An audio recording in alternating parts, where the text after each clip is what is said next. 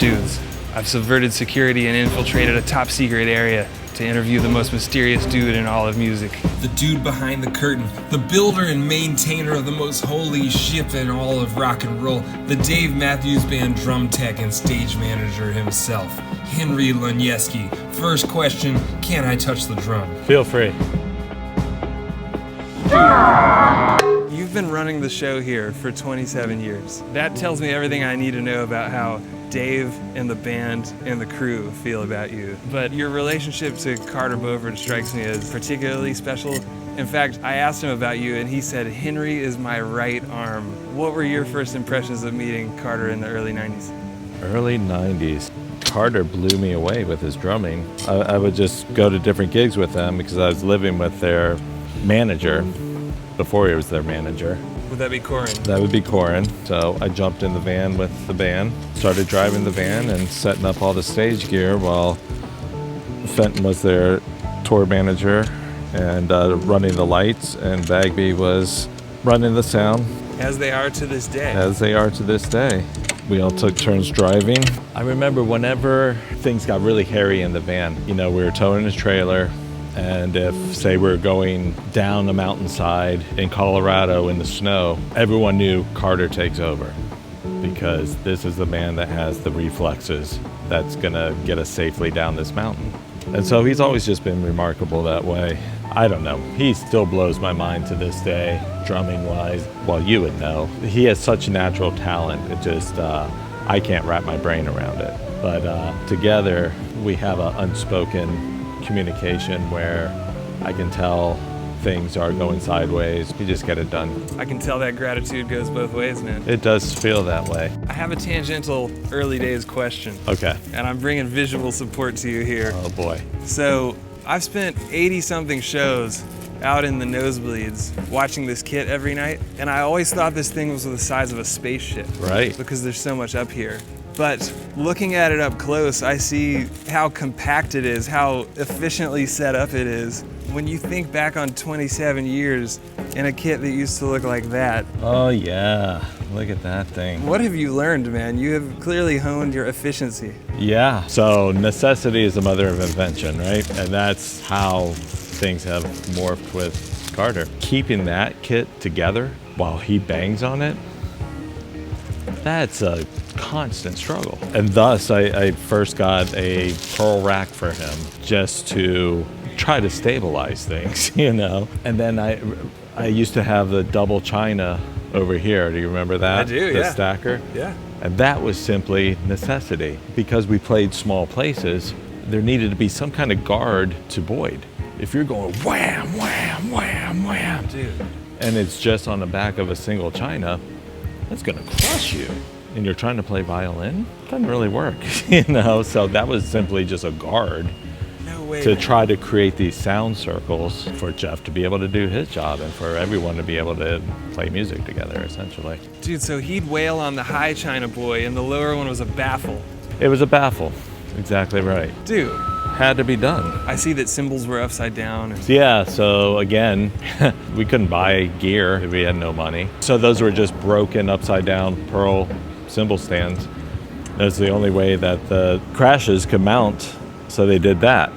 But they worked as a pendulum instead of like that. And being that the arm was like this, when you hit it, it's not gonna go hitting the arm because it's going like this, you know? Unfortunately, we don't have that hardware around anymore. Those shells still exist. It was just a pearl Yamaha mongrel set that was not taken care of. We had no cases. Literally roll the drums down a hillside to get to the van. Well, in a way, that says a lot about the drums if they survived They that. did. They have all those marks, that's for sure. We didn't even have spurs, you know, in the pedal or on the front.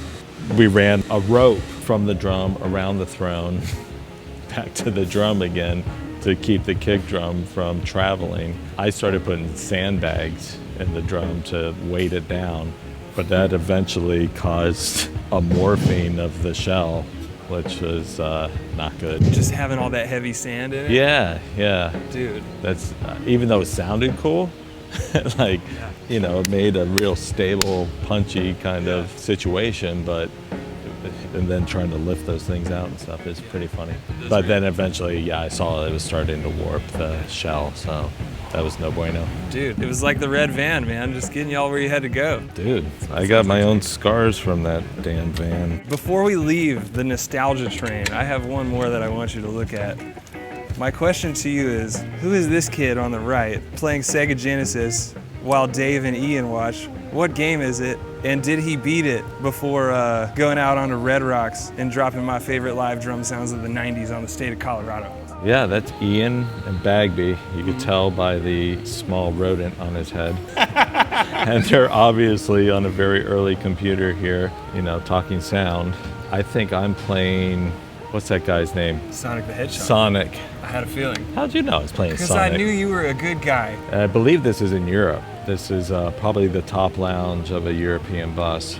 And, you know, Dave being probably on the spectrum somewhere, couldn't help but be transfixed by whatever game I was playing. As would I be, man. It looks historic. Before I put the device away, I want to put headphones on and get your drum tech perspective. This is a live recording. Okay. From 2005. It's 30 seconds long. I'm thinking about the snare drum. We're gonna start somewhere, we're gonna go somewhere else, and then we're gonna get back to where we started. Oh, this is gonna be painful. I have my theories on what happened, and I want to get your take on it. So you ready? Yep. All right, let me make sure I don't kill us with volume. Well, I'm gonna plug the headphones in first. One of the first things we learn is don't work if you don't plug it in. Oh, this has been Secrets with Dave Matthews Band. Genius. Lost myself to thinking about the two of us, and I'll do my best for you.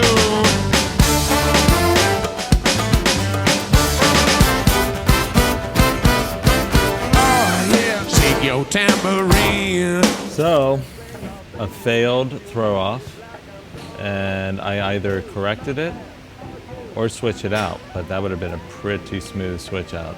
I don't think I could have done that. That is why that recording blows my mind. It was a switch out? I have no other explanation. We used to pull off some pretty crazy shit like that because Carter will break every part of the kit. He's split a foot plate in half before. He's broken the hinges on them, the beaters, every part of the snare. And so we've gotten really good at switching things out mid-stride, if it's a snare or a pedal or a cymbal. We amazed ourselves with how we can do that shit sometimes. It was a game, almost, you know. Could we do this? Yeah. So the throw-off fails. You come out with an entirely new drum. And it did sound different. The tuning sounded different. So it was most likely a different drum, yeah. That is the clutchest teching moment of all time.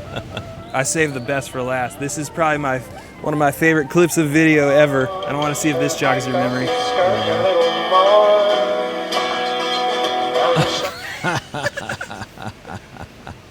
Oh, dude, so boy. I'll put this away. So first of all, do you have any recollection of that?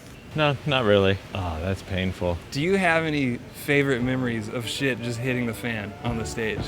Those are not favorite anything. It gives me stomach pains just thinking about some of this shit, you know? I remember one time, so Ants used to be the song that would just blow shit up, you know? The snare, damn it, this head is not gonna hold up. So I would have one drum where, boom, you know, he's just knocking the bottom out of the thing and the snares break. So then I switch that out and he's playing that, knocking the bottom out, and then the bottom head breaks, you know? And of course, Carter is so frustrated at that point that he wants to just knock over his whole kit, you know? I don't blame him for a second. That's as bad as it ever really got like that. Yeah. There's been times when other pieces have failed, kick pedals, whatever, and I'll get down in there and I'll fish around. He'll be playing left-footed, you know, like for him to be able to accommodate whatever repair I'm making is absolutely phenomenal, and he doesn't miss a beat. But those kind of catastrophic failures rarely happen anymore. I mean, I get gig dreams all the time. You know, gig's about to start, everyone's excited, and there's the whole drum riser rolling right off the front of the stage into the pit, you know? It's just like, yeah, no, you dread those things from ever happening. There were times when Leroy he's done this repeatedly on Watchtower going into the second verse. He would do this big building sax, this note on the tenor where he would shut down the boards and like all the power would just You know, like these guys definitely channel some kind of extra something that people feel. Like you get this kind of mass hypnosis. There's something else going on there that's just beyond what is normal. And these guys seem to find that place. It's been fun. Definitely cannot talk about failures and say that's terrific or something, because they're like, oh man, anything but. You were bold to go there with me, and those old ants and watchtowers that you're talking about were apocalyptic. Oh yeah, one time we were opening for the Dead. Leroy hits that note, and this is like nothing going on. We're in Boyd Stadium in Vegas, opening for the Dead. No one knows who we are. Everyone's just kind of, looking at the band. And then he hits that note, and all this like dust devil comes through and starts blowing all this trash and all this shit all over the stage, just like out of nowhere, See, it gives me goosebumps.